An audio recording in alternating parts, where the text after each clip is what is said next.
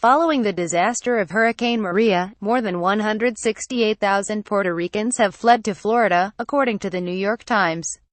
Why it matters: Puerto Ricans could tilt Democratic, according to the Times, and thousands of them voting in Florida could impact a crucial swing state in presidential elections. There are well over 1 million Puerto Ricans living in Florida, as of this year, compared to less than 500,000 in 2000, the NYT reports. Rep. Greg Gianforte falsely told the police that Guardian reporter Ben Jacobs initiated physical contact with him the night before Montana's election, according to The Guardian. Why it matters: Gianforte's campaign spokesman Shane Scanlon had blamed Jacobs for the incident, in which Gianforte body slammed him and broke his glasses.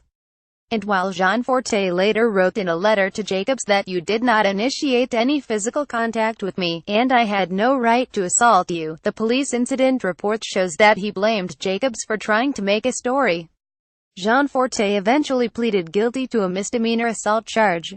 Look at the contrast between Al Franken, accepting responsibility, apologizing, and Roy Moore and Donald Trump, who have done neither, Hillary Clinton said during a radio interview with 77 WABC New York.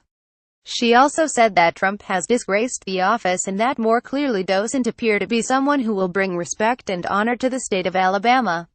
One more key quote: "I didn't think he'd be as bad as he turned out to be," she said of Trump's job as president.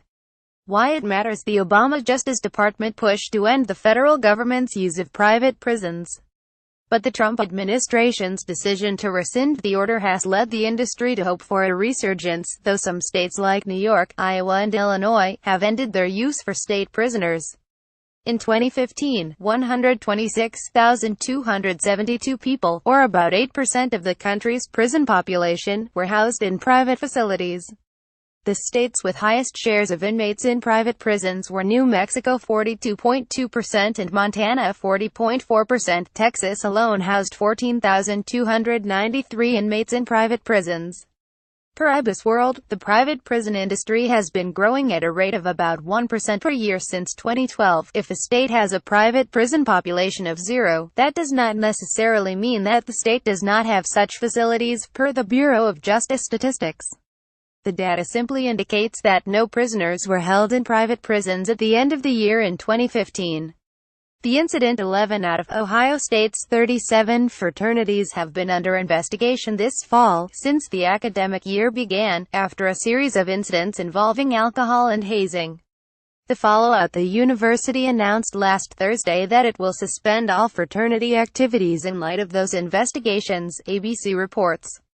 Texas State University: the incident: Matthew Ellis, 20, a sophomore Phi Kappa Psi pledge, was found dead on November 13 after attending a party hosted by members of his fraternity, per NBC.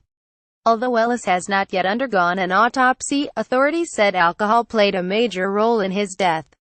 The fallout: Texas State President Denise M. Trouth suspended all fraternity and sorority activity at the university until a thorough review of the Greek affairs system is completed. Florida State University: the incident: police found Andrew Coffey, 20, a junior Pi Kappa Phi pledge, unresponsive on the morning of November 3 after he had attended a fraternity party the night before, CNN reports. He was later pronounced dead, and authorities said alcohol was involved in his death. The fallout: Florida State suspended all Greek life activities on November 6, and police have interviewed more than 50 people in the investigation of the circumstances surrounding Coffey's death. Coffey's family released a statement thanking the university for issuing the campus-wide suspension. Louisiana State University: the incident: Maxwell Groover, an 18-year-old freshman pledge of Phi Delta Theta, D on September 14 from alcohol poisoning. He had been drinking as part of a hazing event that required pledges to drink whenever they incorrectly answered a question about the fraternity, per The Washington Post.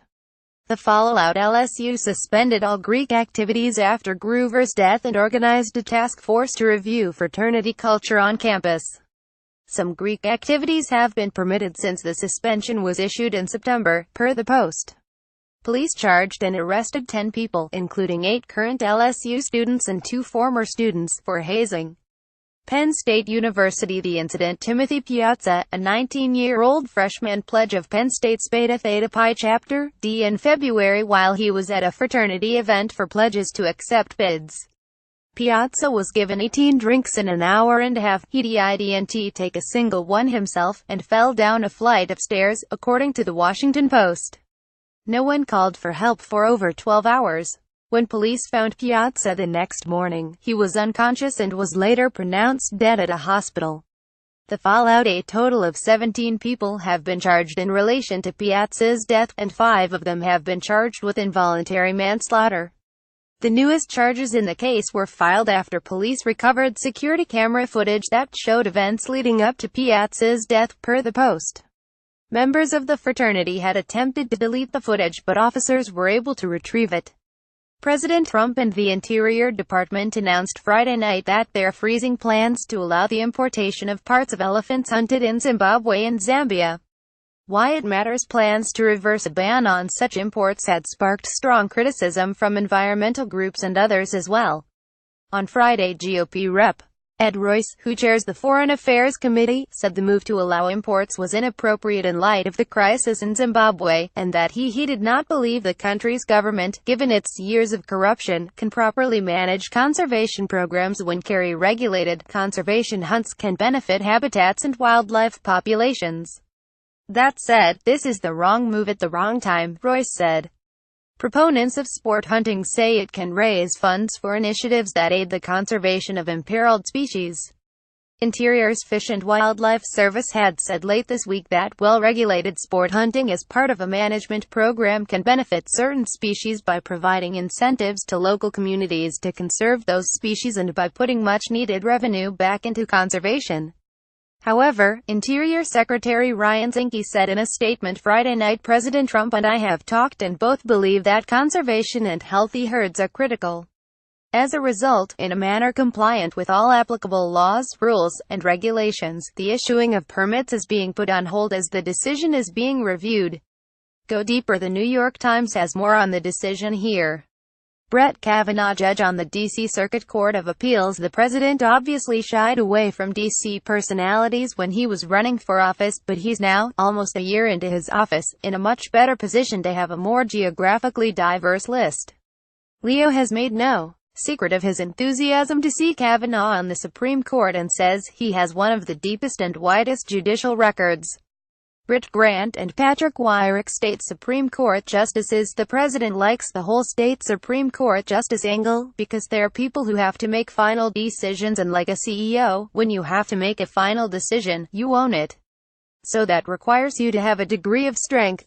Leo added that these two state Supreme Court justices, in their prior careers as state solicitor generals, had been very important architects of efforts to challenge overreach in Washington during the Obama administration, on behalf of the states.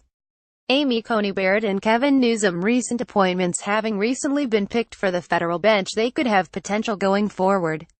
Behind the selections, Trump consulted with White House counsel Don McGahn, who led the process, and they sought advice from conservative legal thinkers. But they didn't need to do much vetting. The 5 they selected are well known in the conservative legal community. Famed investor Peter Thiel, who publicly supported Donald Trump during his candidacy and as president, is no longer affiliated with startup accelerator program Y Combinator, as BuzzFeed first reported and a blog post update confirms. Be smart: Thiel isn't the only one departing the program. Y Combinator has shuttered its entire part-time partner program in which Thiel participated, according to BuzzFeed. So it's not quite the symbolic move many wanted YC to make last year. The organization has been experimenting with various ways to involve alumni entrepreneurs who want to advise new startups, such as having visiting partners for a 6-month run. And as a venture capitalist with close ties to the startup community and friendships with some of YC's executives, it's hard to believe that Thiel won't continue to meet with and invest in the accelerator program's startups. What they did, per the NYT, the reporters went to roughly 150 airstrike sites in northern Iraq to interview witnesses and local officials, photograph bomb fragments, search local records and news sources, and map out the destruction through satellite imagery. They visited the American Air Base in Qatar where the coalition is based and interviewed coalition officials and advisors. They provided coalition analysts with coordinates and date ranges of 103 airstrikes to examine and compare their responses. What they found: per the NYT, the coalition claims one civilian is killed in every 157 airstrikes, but their on-the-ground analysis shows one civilian is killed in every 5 airstrikes. They added the coalition is doing a poor job of investigating claims or even to keep proper records to make investigation possible. While some of the civilian deaths we documented were a result of proximity to a legitimate ISIS target, many others appear to be the result simply of flawed or outdated intelligence that conflated civilians with combatants, according to Khan and Gopal.